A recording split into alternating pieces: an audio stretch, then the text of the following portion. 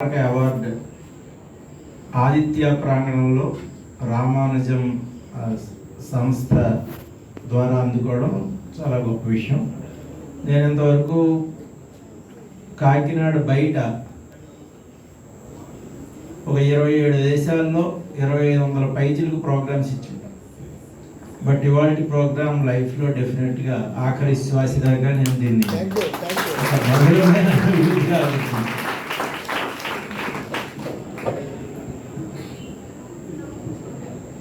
నేను అనుకోవడం మీలో ఒక 90-95% మంది విద్యార్థుల కన్నా నిరుపేద కుటుంబం నుంచే నేను వచ్చాను.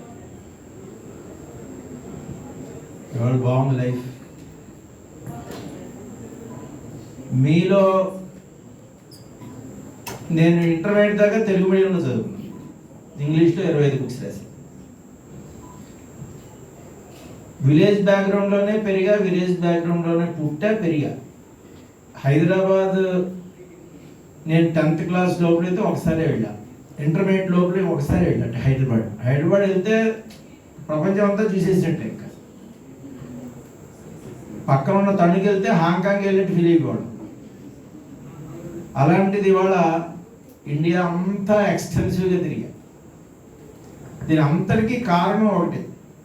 ప్లాటో ఏం చెప్పాడంటే, any student who neglects education will walk lame till he dies.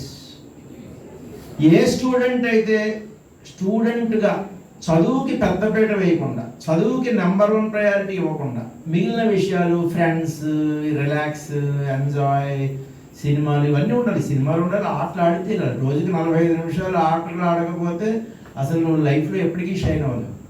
మార్కులు రావచ్చు, మనీ రావచ్చు, ఏది వచ్చినా కానీ ఆ రోజుకి 45 నిమిషాలు ఆడవలసిందే స్టూడెంట్. అసలు బ్రెయిన్ షార్ప్గా ఉండాలంటే ఆటలు చాలా ఇంపార్టెంట్. మ్యూజిక్ కూడా చాలా ఇంపార్టెంట్ అని చెబుతారు. బట్ మ్యూజిక్ అండ్ మ్యాథ్స్ మ్యూజిక్కి మ్యాథ్స్కి రెండింటికి డైరెక్ట్ లింక్ ఉంది. నేను ఈ మధ్యలో ఒక కంట్రీ పేరు ఆస్ట్రియా, చిన్న దేశం. మొత్తం సైన్స్ సగం అక్కడే పుట్టిందేమో అనిపిస్తుంది. అంతలా సైన్స్ పరంగా అత్యద్భుతంగా డెవలప్ అయినటువంటి country Austria. Austria capital Vienna.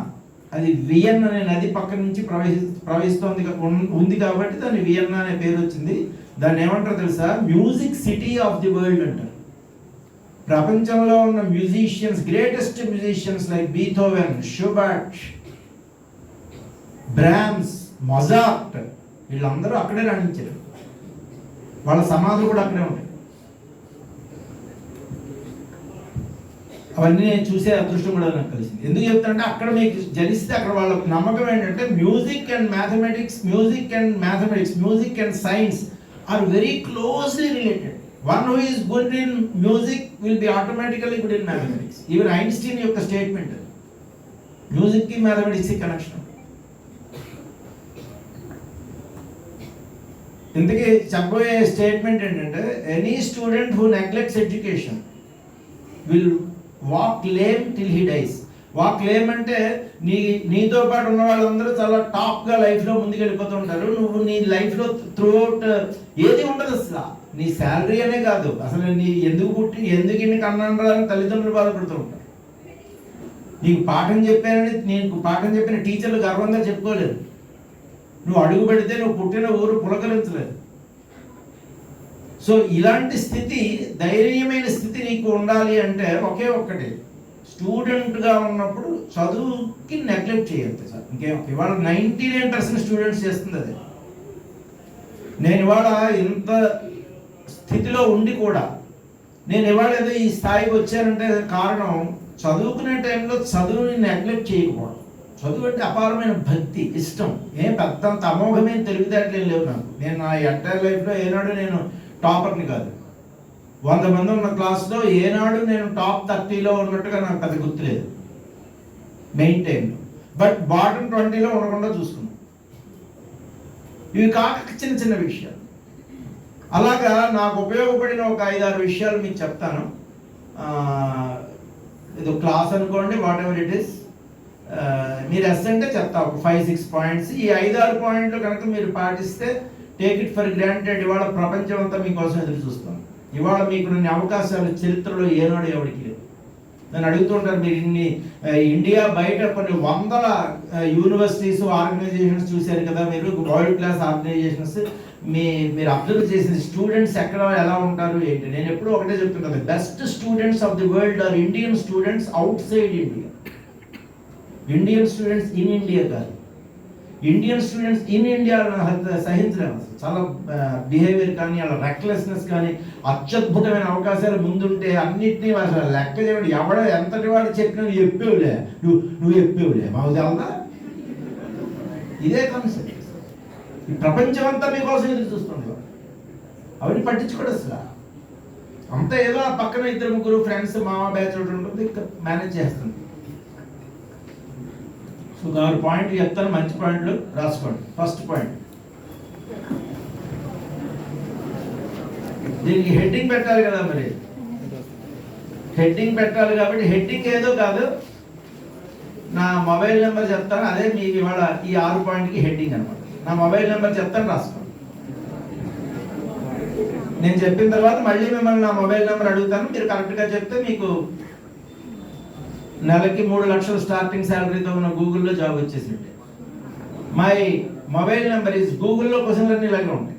90% of the questions for Google are like this. దానికి ఏం ఫస్ట్ క్లాస్ కూడా ఉండదు గూగుల్లో, బట్ ఫ్రీ థింకింగ్ ఉండదు. మై ఫోన్ నెంబర్ ఈజ్ ఇహిడియా సీఫెస్. కాదు నా ఫోన్ నెంబర్, కాదు, ఇహిడియా సీఫెస్. ఎవరైనా చెప్పగలరా నా ఫోన్ నెంబర్ ఎంతో? మీరు ఏదో హస్తతో గతి,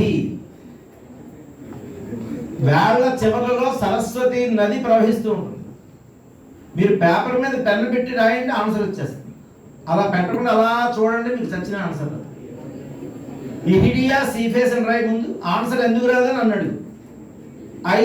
ఇండియా స్పెల్లింగ్ తెలుసు, INDIA. నేను ఇండియా అలా ఇహిడియా అన్నా, IHDIA. సి స్పెల్లింగ్ ఏంటి? ఇదే తగ్గించుకోండి. SEAC కాదు, అది సి లాంగ్వేజ్. సి ఎలా రాస్తున్నావు? అదే అది సి.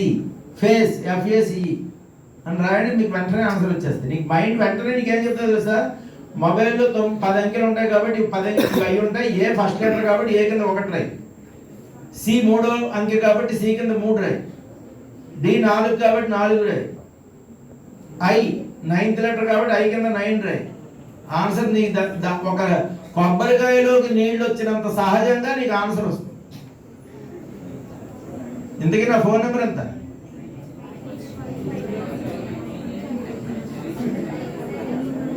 ఇదే ఇందాక మీ చైర్మన్ గారు చెప్పారు, కోడింగ్ డీకోడింగ్. కోడింగ్ డీకోడింగ్ ఏ తెలివితేటలో అక్కర్లా, పుట్ పెన్ ఆన్ పేపర్ అంతే. మ్యాథమెటిక్స్ ఇంజనీరింగ్ లో ఏమంటారు తెలుసా? హలో, ముందు వినండి చెప్పేటప్పుడు. మ్యాథమెటిక్స్ మా ఇంజనీరింగ్ టర్మ్ లో ఏమంటారంటే హ్యాండ్స్ ఆన్ అంటారు. దీన్ని హ్యాండ్స్ ఆన్ సబ్జెక్ట్స్ అంటాం. హ్యాండ్స్ ఆన్ అంటే డిక్షనరీ మీనింగ్ ఏంటో తెలుసా? Learning by doing. మ్యాథమెటిక్స్ చేస్తేనే వస్తుంది, చదివితే రాదు. ఇవాళ చాలా మంది ఇంజనీరింగ్ లో ఫెయిల్ అయిపోవడానికి కారణం, వాళ్ళు మ్యాథమెటిక్స్ ని ఆన్సర్లను చదివేస్తారు. ఆన్సర్లు చదివితే నీకేం రాదు అసలు. మ్యాథమెటిక్స్ రావాలంటే పేపర్ మీద పెన్ పెట్టి ప్రయత్నం చేయవలసిందే. అలా లెర్నింగ్ బై డూయింగ్ మ్యాథమెటిక్స్. కాబట్టి ఇప్పుడు ఎందుకు ఎంత నా ఫోన్ నెంబర్?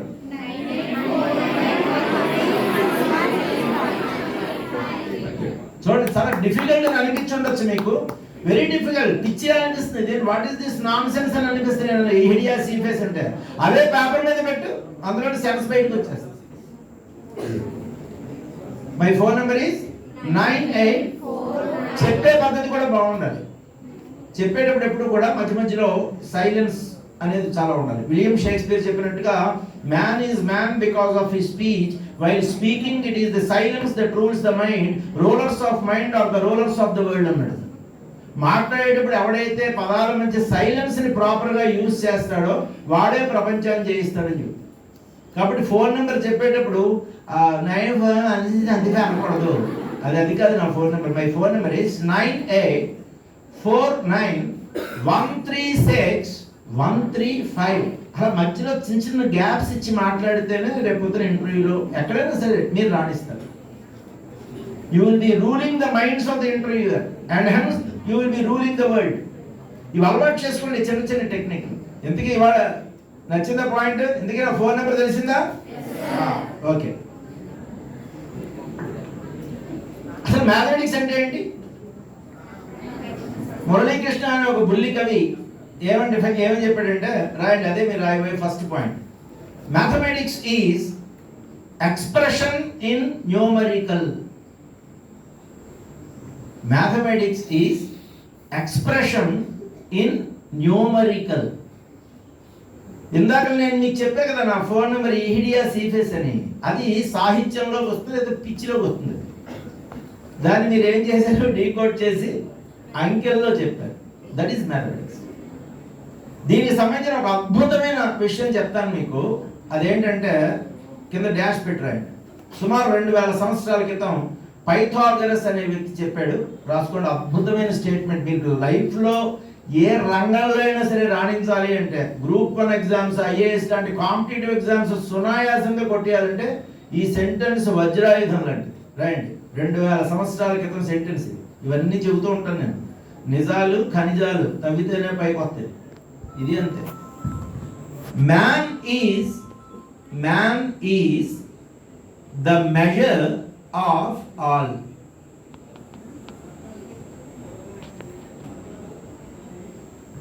మరొకసారి, man is the measure, MEASURE, measure of all. పక్కన డాష్ పెట్టి పై అని రాయండి. పై అంటే పైథాగరస్ చెప్పాడు కాబట్టి పై అని. అది కూడా డీకోడింగ్ అలా రాయడం. ఇలా నేర్చుకున్న వాళ్ళు ఫాస్ట్గా నేర్చుకోగలరు. పైథాగరస్ అని రాసేకల పై సింబల్స్ తెలుపు. పై వాల్యూ ఎంత? ఏ రోజుని పై డేగా సెలబ్రేట్ చేసుకుంటారు? 22/7 పై డేగా సెలబ్రేట్ చేసుకుంటారు. అంటే జూలై 22ని పై డేగా సెలబ్రేట్ చేసుకుంటారు. 22/7, 7 అంటే జూలై. అయితే 22/7 వాల్యూ 3.14 కాబట్టి 14/3 అంటే 14 మార్చిని కూడా పై డేగా సెలబ్రేట్ చేసుకుంటారు. ఇవి చిన్న ప్రశ్నలు అనుకుంటున్నారు, ఇవే రేపు పొద్దున కాంపిటేటివ్ ఎగ్జామ్లో ప్రశ్నలు. ఇలా నేర్చుకుంటే ఆడుతూ పాడుతూ నేర్చుకోవడం, ఇంటికి వెళ్ళి మళ్ళీ నేర్చుకున్న దాన్ని ఇంకొకరితో షేర్ చేసుకోవడం కనుక చేస్తే అసలు మర్చిపోవడం అనేది జరగదు అసలు. ఓకే, ఇందుకే ఏం చెప్పాడు? Man is the measure of all. చాలా జాగ్రత్తగా గమనించండి. ఏదైనా సరే న్యూమరికల్లో చెప్పాలి. ఇంజనీరింగ్ కి బ్యాక్ బోన్ మ్యాథమెటిక్స్. ఇంజనీరింగ్ కాదు, దేనికైనా సరే. సాంస్క్రిట్ లో పోయం ఉంటుంది, యథా శిఖా మయూరాణం నాగాణం మణియో యథ తద్వత్ సర్వశాస్త్రాణం గణితో మూర్ధని తిష్టతి. ఏంటి దాని మీనింగ్? యథా శిఖా మయూరాణం, నెమలికి ఏ విధంగా అయితే ఆ శిఖ అనేది చాలా ఇంపార్టెంట్ గా ఉంటుంది, పైన ఉంటుందో, టాప్ లో ఉంటుందో, నాగాణం మణియో యథ, నాగుపాముకి ఆ మణి ఏ విధంగా అయితే ప్రకాశవంతమైన నాగమణి మణి ఏ విధంగా అయితే తన టాప్ లో ఉంటుందో, తద్వత్ అదే విధంగా సర్వశాస్త్రాణం, you take economics, you take commerce, you take mathematics, you take engineering, you take computer science, you take a field అయినా సరే తీసుకున్నావు, ఇంక్లూడింగ్ సైకాలజీ. తద్వత్ సర్వశాస్త్రాణం గణితం మూర్ధని తిష్టతి. మూర్ధన అంటే తల, టాప్. అన్ని సబ్జెక్టులకే కీలకమైనది, టాప్ లో ఉండేది, శాసించేది మ్యాథమెటిక్స్. ఇంత అద్భుతమైన పోయం చెప్పిన తర్వాత చప్పట్లు కొట్టనే మానవ జాతి చరిత్రలో లేదు. అనవసరంగా కొట్టేది, అది కొట్టకపోతే వరల్డ్ రికార్డ్ అయి ఉండేది. ఎలా చూసుకున్నా ఏ మ్యాథమెటిక్స్ అంటే ఏంటి? నువ్వు అనుకుంటున్నా Newton Raphson method double integration కాదు. న్యూటన్ 300 సంవత్సరాల క్రితం వాడు. ఈ సెంటెన్స్ చెప్పింది 2000 సంవత్సరాల క్రితం. సో ఏదైనా సరే అంకెల్లో చెప్పాలి. ఉదాహరణకి ఈ హైట్ ఎంత ఉంటుంది, ఇక్కడి నుంచి ఇక్కడికి హైట్ ఎంత ఉంటుంది అని అడిగేవాడు. ఉంటుంది, బాగానే ఉంటుంది, తెలుసా? ఏంటది? ఏం చేసుకుంటావు ఆన్సర్? అయితే నన్ను అడిగితే ఏం చెప్తాను తెలుసా? నా హైట్ 1.7 మీటర్, ఇది 1.7 మీటర్, ఇక్కడి నుంచి ఇక్కడికి ఒక 2.2 మీటర్. చెయ్యెత్తితే నా హైట్ 2.2 మీటర్, నడుం దాకా కరెక్ట్గా నా హైట్ 1 మీటర్, ఎగ్జాక్ట్ 1 మీటర్. ఇది 1 మీటర్, ఇది 23 సెంటీమీటర్, ఇది 1 మీటర్, ఇది 1.7 మీటర్, ఇది 2.2 మీటర్, ఇది ఇంకో 0.15 వేసుకో. అంటే 2.1 ప్లస్ 2.2 ప్లస్ 0.1 2.3 మీటర్ అని చెప్తా. ఇది 2.3 మీటర్. అది ఎంత ఉంటుంది? అది సుమారు 2 అడుగులు, అంటే 0.6 మీటర్, అంటే 2.9 మీటర్ మేడం. కింద గోడ నుంచి అక్కడికి 2.9 మీటర్. మీరు క్లాస్ అయిన తర్వాత వచ్చి మెజర్ చేసుకోండి, ఒక 5-6 సెంటీమీటర్స్లో కరెక్ట్గా వచ్చేస్తుంది. ఇది బెటరా ఆన్సర్? ఇది బాగానే ఉంటుంది, బాగానే, మా ఆలోచనలు అన్ని బాగానే ఉంటాయి సార్, బాగానే ఉంటుంది, okay okay, that is not an answer. Anything you talk logically. Child అంటే ఎవరు? ఐఏఎస్ లో అడిగినటువంటి ప్రశ్న. గ్రూప్స్ లో అస్మాట్ దీని మీద ఏదో ఉంటుంది. చైల్డ్ అంటే ఏంటి? చిన్న పిల్లాడు సార్, వాడు బుజ్జిగా ఉంటాడు, ఎదవాన్సర్ అంటారు. Less than 5 years is a child. Less than 5 numerical expression, logical. ఇండియాలో మనిషి వెయిట్ ఎంతగా తీసుకుంటారు? ఏదైనా సరే డిజైన్ చేయాలంటే మనిషి వెయిట్ ఎంత అని చెప్పి తీసుకోవాలి కదా. డిజైన్ వెయిట్ ఎంత? ఇండియాలో మనిషి వెయిట్ ఎంతగా తీసుకుంటారు? లిఫ్ట్ ఎక్కావు, లిఫ్ట్ డిజైన్ చేయాలి, మనిషి వెయిట్ ఎంతగా తీసుకుంటారు? బాగానే యావరేజ్గా తీసుకుంటారండి, యావరేజ్గా తీసుకుంటారు. ఇవే మీలో మీరు మాట్లాడుకున్న మాటలన్నీ ఇవే సోది సితారంటుంది, రైట్? ఇవన్నీ ఇదంతా వేస్ట్ అనుకుంటారేమో. రేపు పొద్దున గ్రూప్ 1 ఎగ్జామినేషన్స్ ఇలాంటి ప్రశ్నలు అడిగితే కళ్ళమంట నీళ్ళు రావు, నీకు రక్తాలు వస్తాయి. ఆడుతూ పాడుతూ నేర్చుకోవాలి చదువు ఎప్పుడు కూడా. 68 kg, ఇండియాలో 68 kgగా తీసుకుంటారు మనిషి యొక్క వెయిట్, న్యూమరికల్లో చెప్పాలి. ఇదే యూరప్లో అయితే 80 kgలుగా తీసుకుంటారు. ఇండియాలో ఫ్యామిలీ సైజ్ ఎంత? ఇండియాలో కొంచెం పెద్దదిగానే ఉంటుందండి, వద్దు దాన్ని మానేసేయండి. ఎంత? ఇండియాలో ఫ్యామిలీ సైజ్ ఎంతగా తీసుకుంటారు? ఇండియాలో కోడ్ ఉంటుందండి, ఐఎస్ కోడ్స్ ఉంటాయి, ఎన్బిసి అంటారు, నేషనల్ బిల్డింగ్ కోడ్. దాని ఇండియాలో రూల్ ఇది, సైన్స్ ఇది. 4.5గా తీసుకుంటారు. 4.5 అంటే పిచ్చిగా నవ్వకండి. 100 మంది ఫ్యామిలీస్ ఉన్నాయంటే 450 మంది ఫ్యామిలీ మెంబర్స్ ఉంటారని అర్థం. సో ఇవన్నీ మీరు అబ్జర్వ్ చేస్తే కనుక లాజికల్ ఎక్స్ప్రెషన్ ఉండాలి. లాజికల్ ఎక్స్ప్రెషన్, లాజికల్ అంటే మ్యాథమెటికల్ ఎక్స్ప్రెషన్ ఉండాలి. దాన్నే ఇంగ్లీష్లో క్వాంటిటేటివ్ ఎక్స్ప్రెషన్ అంటే. క్వాలిటేటివ్ ఎక్స్ప్రెషన్ అంటే ఎక్కువ ఉంది, తక్కువ ఉంది, యావరేజ్గా ఉంది, అది క్వాలిటేటివ్ ఎక్స్ప్రెషన్. క్వాలిటేటివ్ కాదు, క్వాంటిటేటివ్ ఎక్స్ప్రెషన్లోనే మాట్లాడాలి, వాళ్ళదే ప్రపంచం. ఆ క్వాంటిటేటివ్ ఎక్స్ప్రెషన్ అన్నా, న్యూమరికల్ ఎక్స్ప్రెషన్ అన్నా ఒకటే, లాజికల్ ఎక్స్ప్రెషన్ అన్నా ఒకటే. కాబట్టి ఏం చెప్పినా అంకెల్లో చెప్పాలి. అంకెల్లో చెప్పడానికి నీకు తెలియాలి అంటే ఇగో ఈ man is the measure of all అనేది నీకు గుర్తుంచుకుంటే ఏదైనా సరే గెస్ చేయొచ్చు. ఇంకా చిన్న ఉన్నాయి. యాపిల్ వెయిట్ ఎంత చెప్పండి? యాపిల్ వెయిట్కి యూనిట్ ఏంటి? న్యూటన్. యాపిల్ ఎన్ని యూనిట్? యాపిల్ వెయిట్ ఎంతగా తీసుకుంటారు? యాపిల్ వెయిట్ని 1 న్యూటన్గా తీసుకుంటారు. ఐజాక్ న్యూటన్కి స్టోరీ తెలుసు కదా మీకు, యాపిల్ పండు మీద పెడితే కదా ఏదో కనిపెట్టాడు ఇదని. అందుకని యాపిల్ వెయిట్ 1 న్యూటన్గా మనం వర్ణిస్తాం. అంటే యాపిల్ కనుక చేతి మీద ఇలా చేతిలో పెడితే ఈ చేతి మీద యాక్ట్ చేసే ఫోర్స్ 1 న్యూటన్. ఇప్పుడు నేనున్నా, నా వెయిట్ లెటస్ 68 లేదా 70 kg నా వెయిట్. 1 kg 9.81 న్యూటన్కి సమానం. 1 kg ఎంత రాసుకుని చాలా ఇంపార్టెంట్ అండి. నేను బేసికల్లీ టీచర్ కాబట్టి నేను ఒక 10 నిమిషాలు మాట్లాడినా నీకు అందులో 4-5 కాంపిటేటివ్ ఎగ్జామినేషన్ క్వశ్చన్లు కూడా లేకపోతే అనవసరం. నేను ఏ సబ్జెక్ట్ చెప్పినా అందులో కాంపిటేటివ్ ఎగ్జామ్స్కి ఉపయోగపడే క్వశ్చన్లు ఉంటాయి. 1 kg 9.81 న్యూటన్కి సమానం. క్యాపిటల్ అని రాస్తే సరే. ఇంక శాంతిద్దాంలండి. ఫస్ట్ పాయింట్ నచ్చిందా మీకు? ఎందుకు ఏం చెప్పాడు? ఫస్ట్ పాయింట్ ఏంటి చెప్పదలుచుకుంది? Man is the measure of all. Mathematics is expression in numerical. Good. చప్పట్లు పడేస్తే సెకండ్ పాయింట్.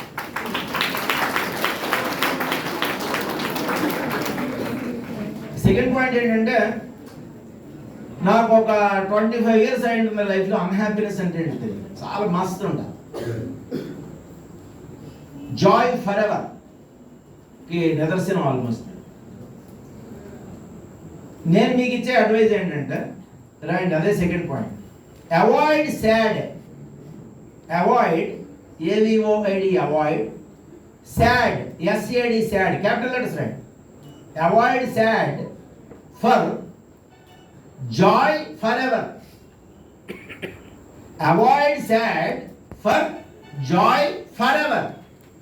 అంటే శాశ్వతంగా ఎప్పటికీ జాయ్ఫుల్గా ఉండాలి, బ్యూటిఫుల్ లైఫ్ లీడ్ చేయాలి అని అనుకుంటే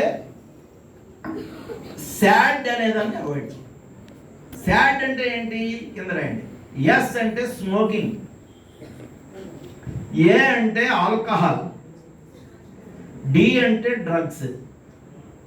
డ్రగ్స్ అంటే మెడిసిన్ కూడా డ్రగ్స్ అంటాం, అలా కాదు. మీకు తెలిసి డ్రగ్స్ అంటే ఆ డ్రగ్స్ నువ్వు ఏదనుకుంటున్నావు అదే కరెక్ట్. సో ఈ మూడింటిని అవాయిడ్ చేయండి. ఏంటది? Smoking, alcohol and drugs. నీకు ఏ తెలివితేటలు లేవు, బిఎస్సి 5 ఏళ్లలో పూర్తయింది, ఇంగ్లీష్ మాట్లాడడం రాదు, నో ప్రాబ్లం. నీకు ఏమీ లేకపోయినా సరే టేక్ ఇట్ ఫర్ గ్రాంటెడ్. ఆంధ్రప్రదేశ్లోనే లార్జెస్ట్, ఆంధ్రప్రదేశ్లో కదా ఇండియాలోనే one of the largest technological university vice ఛాన్సలర్గా నేను రిటర్న్గా నీకు రాసిస్తా. You will have a beautiful life. నీకేం ప్రాబ్లం లేదు. ఈ 3 మట్టుకు జోలికి వెళ్ళదు. ఇది నేను చెప్పదలుచుకున్న విషయం.